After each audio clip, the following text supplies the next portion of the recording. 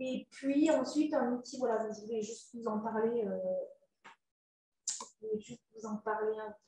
un peu plus, développé par le ministère chargé des Sports, à l'époque par le pôle ressources national sport handicap qui s'appelle le handicap des sports et qui permet aux personnes en situation de handicap de trouver des activités physiques pas loin de là où elles se trouvent et aux structures sportives. Alors quand on dit structure, c'est parce que ça peut être les clubs, les collectivités territoriales, les établissements et les sociétés commerciales qui proposent une activité à destination des personnes en situation de handicap.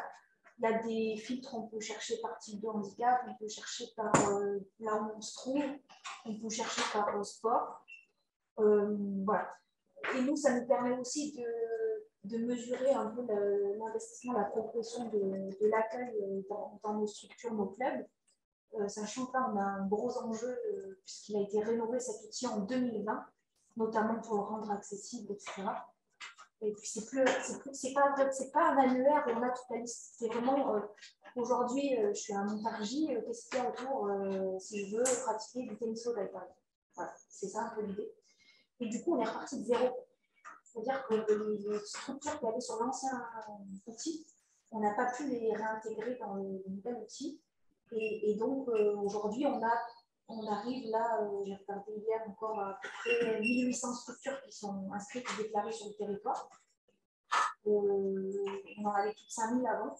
Donc, ça veut dire qu'on doit encore le développer pour qu'il y ait de plus en plus de structures qui soient déclarées. Les gens, le premier réflexe, en y allant, c'est de découvrir qu'il y a une structure pas trop loin. Parce qu'aujourd'hui, malheureusement, c'est trop clairsemé encore. Et effectivement, si on va sur l'outil, bah, peut-être qu'il va nous proposer une pratique à 50 km.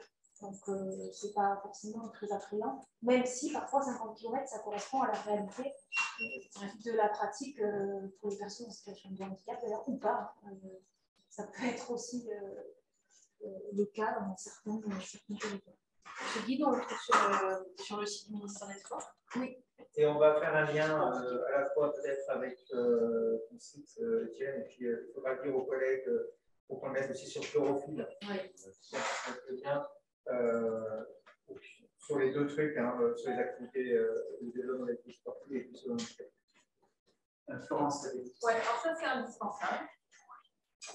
C'est comme par rapport à la première intervention, je demandais la réalisation du tourisme, c'est hyper important, que ça puisse être identifié. Par contre, vous parlez de structure, de club, de lieu, enfin, comment dire, d'association. Comme vous cherchez, vous partez en vacances et vous dites, ben voilà, on aimerait faire pratiquer une activité. Moi, c'est pas un club, parce que déjà, on est en juillet, c'est fermé. Ça, c'est hyper compliqué de trouver des endroits où la personne va pouvoir faire quelque chose pendant ses vacances, avec la famille, peu importe. C'est que ça, hein, c'est que ça. Alors, trouver des trucs, non, c'est hyper compliqué. Ouais. Ah, c'est une très bonne question, parce qu'il y en a plusieurs déjà dans votre question.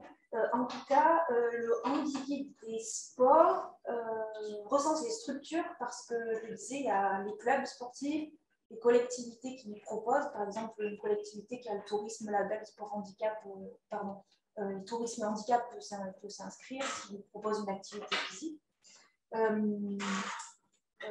Société commerciale et établissement.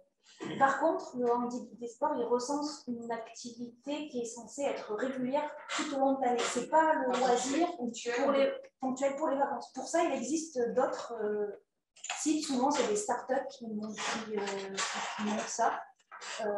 Ou sur le site du tourisme, où il peut y avoir des infos. Même type d'outils. On essaye les offices de tourisme et tout. Ouais. C'est pas facilement identifiable. Il y a Toolib, on travaille avec eux d'ailleurs, c'est une start-up qui a développé une application où eux, ils sont sur les loisirs aussi. Mais pour le moment, c'est en Bourgogne-Franche-Comté.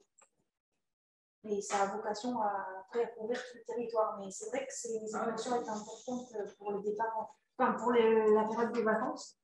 Mais là, après, c'est un choix volontaire par rapport au périmètre du ministère. Nous, on ne pouvait pas que le site recense les pratiques que sur le temps des vacances, par exemple. Mais, voilà. Donc, en tout cas, vous pouvez aller voir, voilà, ça ressemble à ça quand on va sur le site. C'est une sorte de nouveau site. Ce n'est pas une application parce que ça coûte très cher de développer des applications. C'est plutôt, ça s'adapte sur les smartphones, sur les tablettes, sur les ordinateurs. Donc on peut passer à une séquence un peu questions-échanges. Oui, j'avais des questions qui se posent régulièrement sur les inscriptions au bac. La possibilité pour les candidats de cocher l'inaptitude totale. Donc, est-ce que c'est un sujet pour vous aussi, dans la mesure où les ministères ont fusionné?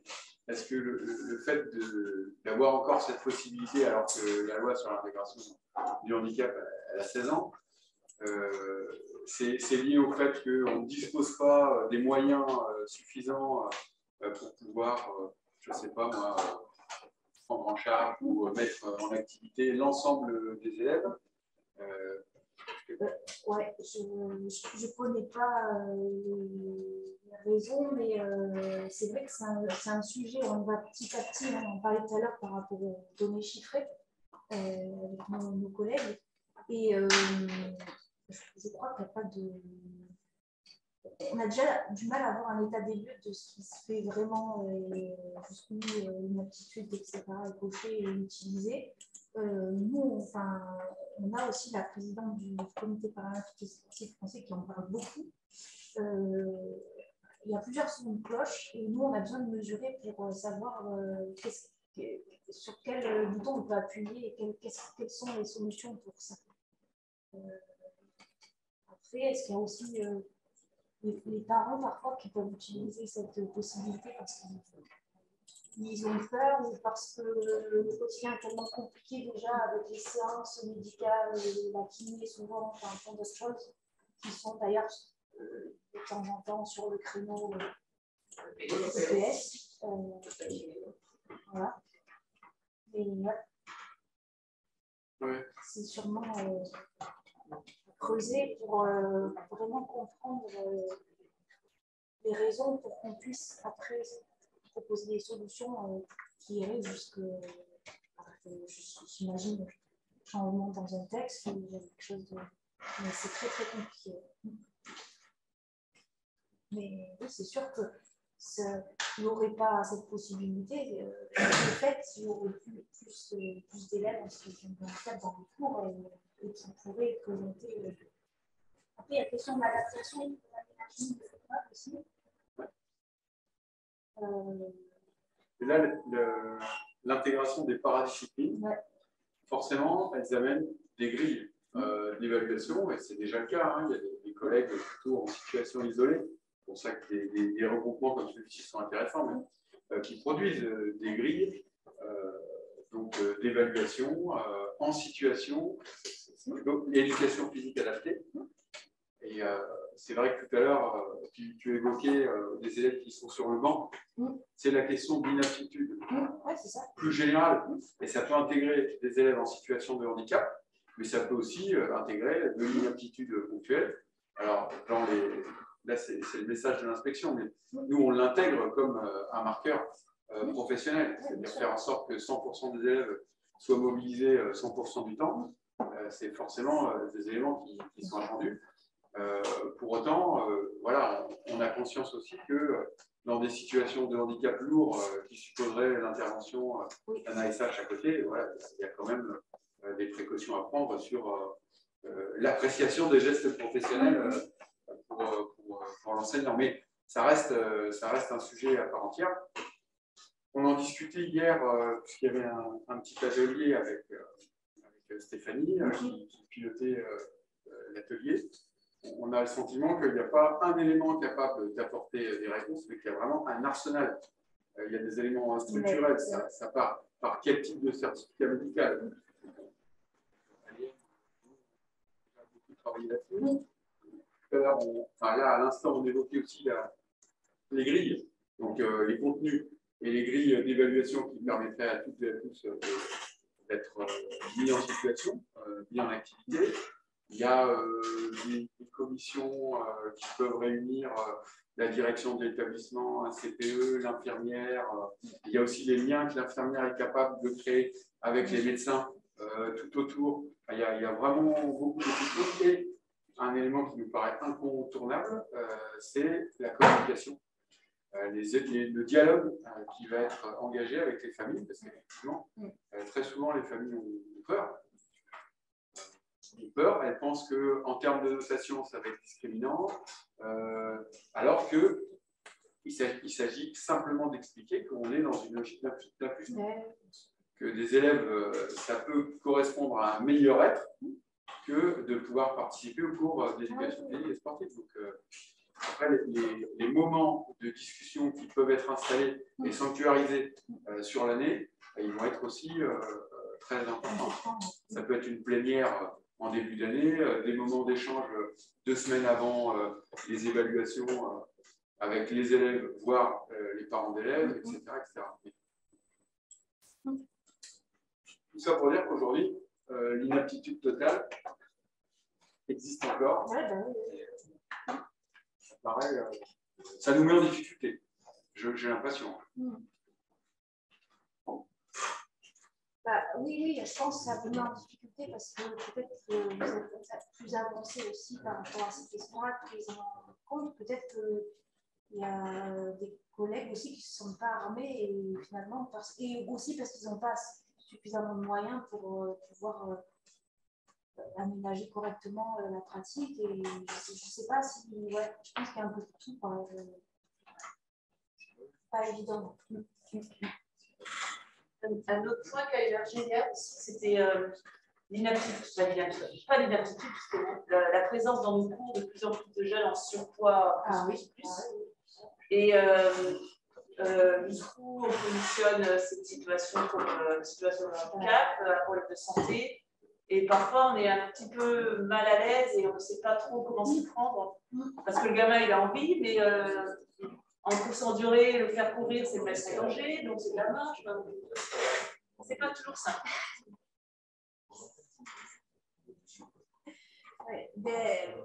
En fait, c'est une bonne question aussi parce que par rapport aux priorités qui sont gérées par le ministère chargé des sports, jusqu'à présent, les problématiques d'obésité, tout ça, c'est plus du côté sport, santé, etc. Or, on s'aperçoit que le défaite d'obésité crée une situation de handicap.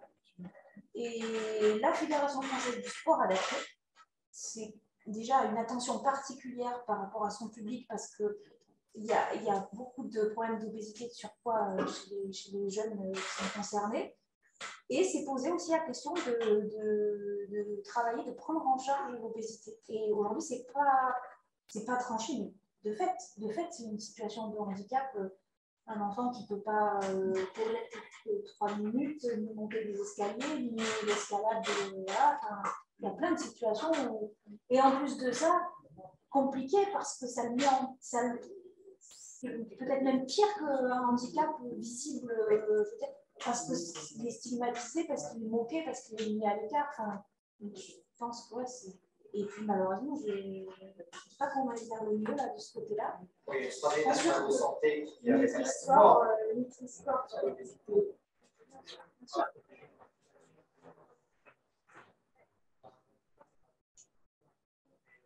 Je pense qu'il faut y avoir une attention particulière aussi sur les jeunes anorexiques. Oui. Parce que, alors, eux, clairement, il y a aussi la visibilité et il y a un vrai danger. Ils sont souvent rapidement scolarisés. Bon, moi, j'en ai eu ici un petit peu. Donc, je pense que là, il y a une attention particulière. Parce qu'il y a des carences, etc. Et oui, puis c'est souvent attaché à un mal-être. Et voilà, du coup, cet aspect aussi qui n'est pas neutre. Et ça, pour le coup, là, c'est vraiment c'est très intéressant. On a des spécificités, autant sur l'obésité. On a déjà réfléchi un peu par rapport aux évolutions, aux tendances, autant sur l'anorexie. C'est très compliqué. Très compliqué. C'est un produit très fort et donc c'est vrai qu'on le traite difficilement. Plus globalement, aujourd'hui, on est confronté à des élèves qui ont des comportements moteurs, forcément qui alertent. Et la question de pouvoir moteur, elle est vraiment intéressante parce qu'elle relativise complètement la notion de handicap. Il y a des élèves qui n'ont pas de situation de handicap, qui ont moins de pouvoir moteur que des élèves qui sont en situation de handicap. Et par contre, nous, dans la vision de l'enseignement de l'éducation physique et sportive, ça doit obliger constamment à réinterroger nos standards, quelle est l'activité, nos contenus en règle générale, et puis l'accessibilité, qui n'est pas forcément une accessibilité structurelle avec le couloir de telle ou telle largeur, mais l'année dernière, sur la période Covid, on a vu à quel point, pour certaines filières, l'activité randonnée permettait de réengager l'activité physique d'une bonne partie de nos élèves. Et de leurs parents aussi. Voilà. En fait, on se rend compte qu'il y a beaucoup de faire. Moi, c'est le côté bureau d'action éducative et scolaire.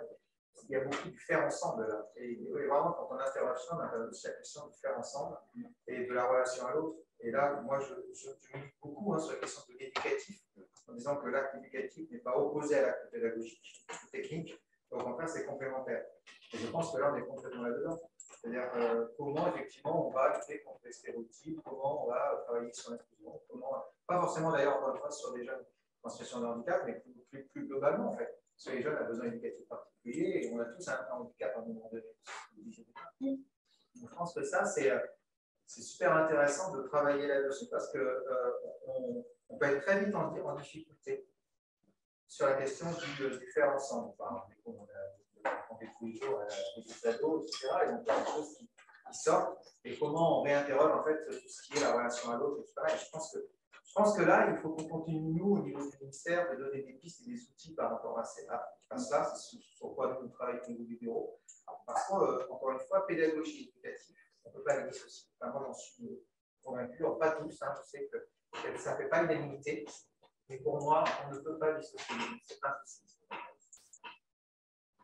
Ce que je voulais aborder aussi autour de cet exemple-là, c'est parfois des obstacles qu'il peut y avoir dans la corporation, dans la représentation des enseignants EPS. C'est-à-dire que la population a changé, et donc souvent le raccourci, c'est on est sur un nivellement par le bas. Ce qu'on constate, c'est le nivellement par le bas de nos contenus, etc. Or, la question de l'accessibilité, ça ne veut pas dire qu'il n'y aura pas d'exigence derrière. On l'a vu sur l'activité de randonnée. Un élève qui découvre qu'il est capable de faire 3 ou 4 km, alors c'est sûr que pour un prof de PS qui a toujours plutôt été en facilité sur 3 ou 4 km, ça rigole, donc c'est un scandale d'en arriver là, etc. Non, il faut bien faire quelque chose. Mais derrière, il y a des contenus et on va pouvoir faire plus, on va pouvoir faire sur des terrains plus accidentés, on va pouvoir... il y a des exigences. On va pouvoir s'engager sur une meilleure lecture du terrain. Donc, il y a voilà, tout à fait. Ouais. Les guides, ou les mini-guides capables de prendre en charge toute portion du parcours, s'engager aussi sur d'autres choses. Potentiellement, quand on avance plus loin sur le cycle, la création des topos par les élèves qui s'approprient l'échelle de difficulté et qui sont capables de dire oui, là je peux m'engager, là je ne peux pas m'engager. Donc il y a tout un système d'exigence à partir d'une activité qui va être perçue ou connotée comme trop facile. Elle engage l'élève en activité et après on a un système d'exigence et des parcours à créer pour dire on avance pour arriver à quelque chose de. Donc c'est vrai qu'il y a aussi un travail sur la présentation des enseignants sur les grilles. C'est trop facile, non. On a un public différent. Je te présenterai un gars qui s'appelle Étienne. Il va nous raconter. Juste pour revenir sur l'histoire des grilles, donc effectivement, on a possibilité d'adapter les grilles d'évaluation. Longtemps. Moi, il y a un indicateur qui m'inquiète toujours un peu, c'est quand j'ouvre mon dossier, parce que ces grilles-là, elles doivent être validées par l'inspection. c'est dans le processus, le dispositif, quand on a un élève qu'on estime, en tout cas, devoir traiter l'évaluation au regard de ses besoins particuliers, il faut que ce soit validé par l'inspection quand c'est une évaluation certificative. Quand j'ouvre mon dossier, ça fait 11 ans que je suis à l'inspection. Je ne suis pas sûre d'avoir dit de... Ça, c'est quelque chose qui me questionne.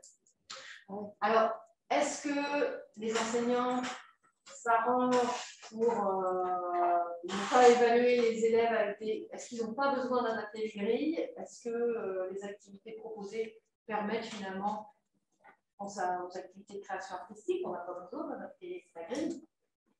Voilà, mais c'est quelque chose qui me questionne dans mon dossier.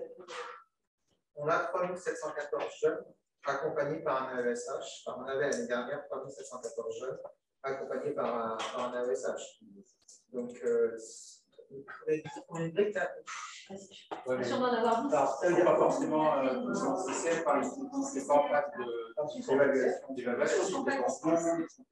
Ah oui, ils sont tous le ils n'étaient pas dans la position d'évaluation. C'est pas vrai. Enfin bon, on a 70%, un gars trop, donc un peu comme ça. Donc ça veut dire qu'on a quand même des jeunes qui sont en bien trop, on a tout en termes de on va tester. Ben, moi, je trouve qu'il y a beaucoup de grilles qui permettent de faire jouer notre bienveillance et que, par rapport au badminton, par exemple, on ne va pas créer une grille spécifique pour le jeune qui est un petit peu perdu dans l'espace de jeu. Donc, on va utiliser ces grilles en ayant le regard bienveillant avec eux. On avait parlé sur la session de 2 heures, l'élève qui avait réussi à compenser l'engagement par rapport à moi. Oui.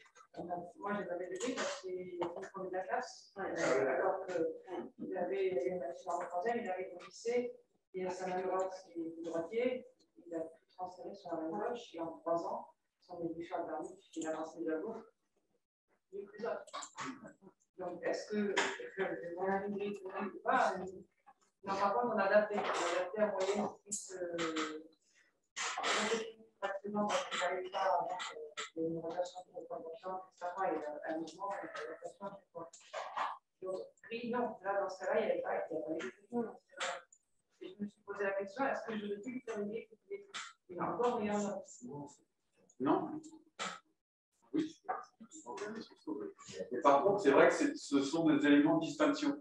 C'est-à-dire à savoir le niveau d'adaptation. Je prends par exemple sur le CA5, musculation. Musculation haut du corps, musculation bas du corps. Voilà, on utilise la même grille, etc. Mais en fonction, justement, c'est pour ça que c'est bien d'avoir des outils les plus variés possibles. Si tant est qu'ils soient effectivement validés, à un moment donné, hier on parlait des nécessaires échanges entre les collègues pour dire voilà ce qui m'arrive, voilà ce que je propose, etc. Il faut que ça puisse remonter aussi parce qu'il y a l'aspect validation institutionnelle, mais il y a l'aspect mise en partage. C'est-à-dire que derrière, ensuite, on va pouvoir afficher voilà la grille. Et donc, ça rentre tout à fait dans l'intégration des paradisciplines qui sont, in fine, finalisées par des grilles d'évaluation. Voilà. Donc, c'est sûr qu'il y a quand même cette distinction entre les activités qui ne nécessitent pas, comme pour toi Nadine, la production de quelque chose de spécifique, et puis de temps en temps, oui, tennis de table fauteuil, bah oui, il va falloir produire une grille, parce que sur l'espace profond ou la latéralité, on ne va pas jouer forcément sur le même jeu. Bien sûr. Marche sportive à la place de demi-fond, voilà. Moi, je voulais juste revenir sur notamment l'obésité, parce que finalement, les jeunes en situation de handicap, on n'en a pas tant que ça. Un handicap moteur, ou des jeunes qui sont à la PSA ou autre, souvent, tout à l'heure, les chiffres du nombre de jeunes accompagnés par des messages, souvent ce sont des 10 et des 10. Et la présence de la message n'est pas nécessaire à le test. Par contre, l'obésité, pour en discuter avec les collègues, on est tous maintenant de plus en plus souvent confrontés à des gamins qui sont obèses, voire obésité, même des fois morbide. Et là, je reviens un petit peu sur ce que disait tout à l'heure Marie-Ève et notre collègue, c'est-à-dire que moi, je me garde une possibilité, par exemple, sur un élève 3 x 700 mètres, je ne vais pas modifier la règle. Par contre, je me suis accordé le droit, effectivement, alors c'est un peu du bouillage, mais de lui mettre un petit coefficient de pondération de la note en fonction de son IMC. Voilà. Et c'est quelque chose que j'ai mis en place avec l'infirmière, avec l'élève et avec la classe. C'est-à-dire qu'il suit le cycle comme ses camarades, alors que lui, il ne va pas courir forcément. Il va marcher, il va alterner course et marche. Il n'arrive pas à tenir 500 mètres. Mais plutôt que de le stigmatiser, de le mettre sur une épreuve de marche à durée ou autre et de le sortir du protocole, et bien, voilà, c'est une discussion que j'ai avec la classe. Et est-ce qu'on ne pourrait pas, donc la question, est-ce qu'on ne pourrait pas, avec notamment l'inspection, peut-être par rapport à cette problématique de l'obésité, auquel on est de plus en plus confronté, avoir vraiment des pistes de réflexion pour peut-être, alors je ne sais pas, moi j'ai pris l'IMC comme indicateur, il peut y avoir d'autres choses, hein, ça peut être une discussion, mais dans un esprit un peu harmonisé, pour qu'on puisse intégrer ces élèves dans le cours de PS classiquement. On adapte, nous, la pratique, parce qu'on est déjà sur le terrain, on est capable de le faire, mais sans s'alourdir non plus aussi le côté administratif. Parce que ça aussi, c'est quelque chose qui est important, c'est que, mine de rien, on passe de plus en plus de temps à faire de l'administratif, et ça devient très pesant. Et c'est vrai que même si, oui, on peut faire, moi j'ai déjà souscrit des grilles, une que j'ai fait valider, mais c'était une liste régionale, ce n'était pas du tout une grille adaptée pour l'habitat. Mais après, des fois, ça décourage aussi. Ça explique peut-être aussi le fait que Marie-Hélène n'a pas beaucoup de grilles, voilà, parce que faut pas se cacher, on lui aussi un petit peu, mais à la fin, les mecs s'y retrouvent, malgré tout. Mais par rapport à ça, donc, ma question, ça serait pourquoi pas mettre en place un chantier sur l'obésité réellement, sur cette problématique, pour voir si on ne pouvait pas harmoniser les actions. Je sais pas. Ils ne veulent pas certificat médicaux. Hein. Non, ils sont plutôt volontaires. Ils ne veulent pas pendant. Mais on va dire qu'il y a pour la nationale qui s'est adaptée. Ouais, je ne veux pas Ils ne veulent pas l'entendre parler. Ça, ce que je propose, c'est qu'on puisse effectivement travailler dessus avec le réseau RESESA en particulier. Et il faudrait qu'on se note et qu'on fasse le point aussi avec les collègues de l'éducation nationale et voir ce qu'eux, ils ont déjà mis en place. Peut-être qu'on peut faire un chantier, là, un travail interministériel, parce que ça serait intéressant qu'on ait les mêmes éléments entre les deux ministères pour pas qu'il y ait une différence et qu'on rende les dépenses entre les uns et les autres. Et je pense qu'on fait les contacts à l'IM. Je pense que ça, parce qu'on est évidemment dans le cadre d'un handicap, on est dans le cadre. Alors, est-ce qu'on considère comme une maladie, là, une vraie question sur l'équité. Il y a des associations qui sont très, très influentes sur la question de l'obésité, on le voit. Et donc, je pense que ça, c'est un chantier qu'on peut effectivement ouvrir sans stigmatiser. Et tout à l'heure, je parlais effectivement de l'anorexie, de l'obésité. Est-ce qu'on peut aller vers, pas forcément cibler l'obésité, mais comment je tiens compte de ces situations particulières? Et là, on revient sur les besoins dits éducatifs particuliers. Et ça répond à vos questions, c'est comment peut-on faire pour tenir compte de la situation de chacun dans l'évaluation? C'est ça que je veux dire. Et je pense que ça, il faut qu'avec les collègues, là, on va essayer de travailler. Et vous, comme vous avez travaillé là-dessus, du coup, vous avez plus de boulot parce qu'on non, mais en plus, alors moi, ça m'intéresse particulièrement parce que je viens de la Réunion où on a été beaucoup confronté à ça. Et moi, j'ai été sensibilisé parce que je me suis retrouvé confronté à beaucoup de cas. Voilà, d'obésité et de rien, peut-être que je ne m'en sortais pas trop mal. Et là-dessus, moi, je tiens quand même aussi à préciser une chose avec les profs de PS. C'est peut-être que si on a une réflexion là-dessus, d'y associer nos infirmières. Bien sûr, les infirmiers, c'est un peu plus rare, parce que mine de rien, ce sont des interlocuteurs qui sont quand même privilégiés. Moi, je sais que la plupart des collègues travaillent beaucoup avec elles. Nous aident beaucoup. On a charge des dossiers, et ainsi de suite. Et pour l'obésité aussi, pour faire passer aussi des messages à des jeunes par rapport à la nutrition. Et vous allez en plus, on a un réseau national avec un international qu'on vient de recruter parce que la présélection au 1er novembre, qui est obligé dedans. Donc, on va relancer aussi des choses avec les personnels infirmiers et qu'on soit effectivement dans le soin, mais aussi dans le domaine de la promotion de la santé. Et là, on est complètement dans la promotion de la santé. Donc, voilà, donc là c'est un chantier qu'on peut tout à fait lancer. Et je ne sais pas, il n'était pas encore sorti. On a fait un gros travail dans le cadre de Reseda sur corps et apprentissage. Et il y a un carnet Reseda, je ne sais pas si vous connaissez les carnets Reseda.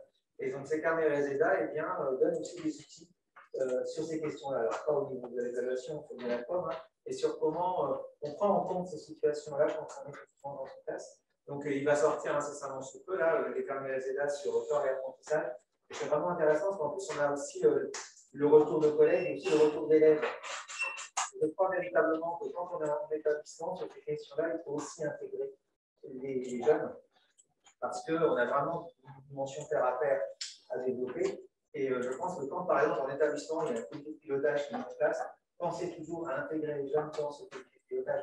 En cas de l'obésité, comment effectivement, ce ne sera pas d'évaluation, mais comment s'interroger par rapport à l'obésité dans l'établissement, parce que il y a bien sûr des jeunes qui sont en situation d'obésité, mais des personnels le sont également. Et souvent, ça peut aussi avoir un deuxième effet qui se entre guillemets, et pas forcément dans le bon sens. Donc, il y a vraiment, je trouve que c'est intéressant d'intégrer tout ça. Et est-ce que des enseignants de PES ont été intégrés sur l'écriture de ce... Sur Planète Santé, il faut demander à Émilie, je pense. Parce que de toute façon, dans le cadre du copie de Reseda, il y a des profs de PS. Donc, il me semble que, je ne peux pas te le confirmer là, je n'ai pas tous les éléments, mais c'est quelque chose qui est intéressant et d'ailleurs qui est porté par le ministère de la Santé. On a noté que la question de l'obésité, c'est devenu un sujet interministériel que tu vas porter. Ouais. Mais pas que l'obésité, parce que je pense que la question de l'anorexie et des troubles alimentaires, parce qu'on parle beaucoup de l'obésité, on parle très peu de l'anorexie. Et d'ailleurs, on dit souvent que l'anorexie, c'est un trouble psychique, et on ne le dit pas pour l'obésité. Alors que ce sont les troubles, c'est pas, on dit de ça. Et ça intègre les troubles alimentaires. Donc, je pense que les troubles alimentaires et activité physique, ça me semble vraiment un sujet sur lequel. Et au-delà de ça, c'est comment intégrer cela dans l'activité. Parce qu'il y a effectivement le côté santé. Et là, c'est très compliqué, parce que ça s'appelle aussi du soin. Hein, donc là, on n'est pas compétent en la matière en soi. Donc là, il faut faire le relais, mais aussi, c'est comment intégrer ces jeunes dans l'activité pour garantir leur sécurité. Ouais, puis ça intègre le diabète. Souvent, on fait du diabète, famille diabétique, on fabrique des maladies actuellement. Et le développement des activités physiques et sportives, c'est un des enjeux pour lutter contre l'obésité, mais à tout âge. Hein. Ce n'est pas simplement les jeunes, parce que souvent on dit les jeunes, mais les adultes, on a aussi confronté aussi à ça, pensez au Covid. Hein. On a tous arrêté toute activité, même si ceux qui ont fait des problèmes.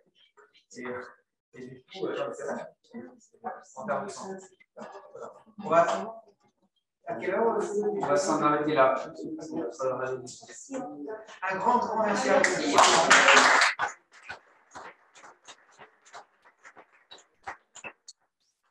Moi, je suis vraiment très heureux de tout le travail porté par l'inspection, en particulier avec le ministère des Sports. Alors, on peut dire le ministère de l'Éducation nationale, de la jeunesse et des sports. Voilà. Et voilà, et je pense qu'on a beaucoup de choses à développer ensemble. Et on a beaucoup à apprendre mutuellement. Donc, un grand merci à vous.